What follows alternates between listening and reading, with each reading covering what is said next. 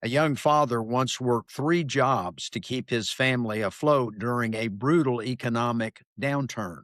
While others slept, he stocked shelves at night, repaired equipment during the day, and drove deliveries on weekends. Years later, his children grew up to be successful, secure, and respected. Few people remembered the sacrifices that built their stability. Most only saw the finished result. That's often the way freedom works. The blessings become visible long after the sacrifice is forgotten. The structure remains standing while the builder's names fade into the background. Today, most Americans enjoy the blessings of liberty while forgetting the costly sacrifices required to preserve it. Greetings, Patriots. I'm Greene. Welcome to God in America, where faith and freedom remind us that liberty is never free and that self-government depends on self-sacrifice under God. On our 250th anniversary of independence, we want to look at one of the least appreciated founders in American history. His name was Robert Morris, and he carried the American Revolution on his back financially. When we think of names like Washington, Franklin, Jefferson, and Hamilton in relation to the War of Independence, we overlook some of the lesser knowns. But during the darkest days of the Revolution, there was another man quietly holding the nation together with personal sacrifice. Robert Morris was considered one of the wealthiest men in America in 1776, but unlike many wealthy men throughout history, he did not cling to his fortune when liberty was threatened. He risked it. Morris, along with Roger Sherman, signed the Declaration of Independence, the Articles of Confederation, and later the Constitution itself. Yet his greatest contribution was not his signature. It was his willingness to place his own wealth on the altar of liberty and sacrifice his fortune.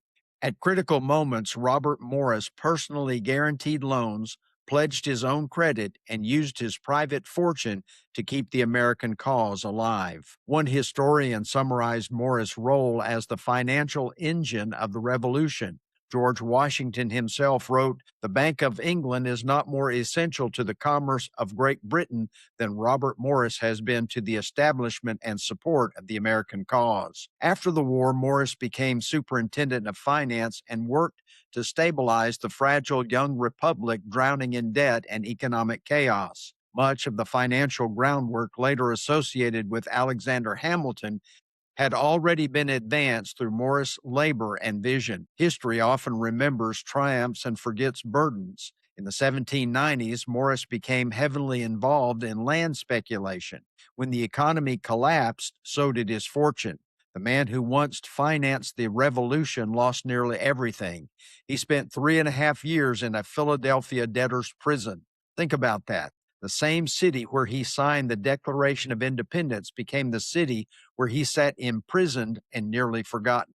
He died in relative obscurity in 1806, yet the republic he sacrificed for endured. There's one more remarkable detail. Robert Morris personally funded much of the reconstruction of Christ Church in Philadelphia, where he is now entombed. Benjamin Franklin funded the bell tower, but Morris helped build the structure itself. Even in brick and stone, these men were building something larger than themselves. Sacrifice is the foundation of every good and lasting work. Jesus said in John 15:13, "Greater love has no man than this, than to lay down his life for his friends." We often think that laying down our lives means dying dramatically. Sometimes it does, but often it means pouring out our strength, time, resources, and comfort, and our dreams for something greater than ourselves. Parents specifically understand this within their families. Robert Morris understood that principle politically. Christ fulfilled it perfectly spiritually. The Apostle Paul described his sacrificial life this way in Philippians 2, verse 17.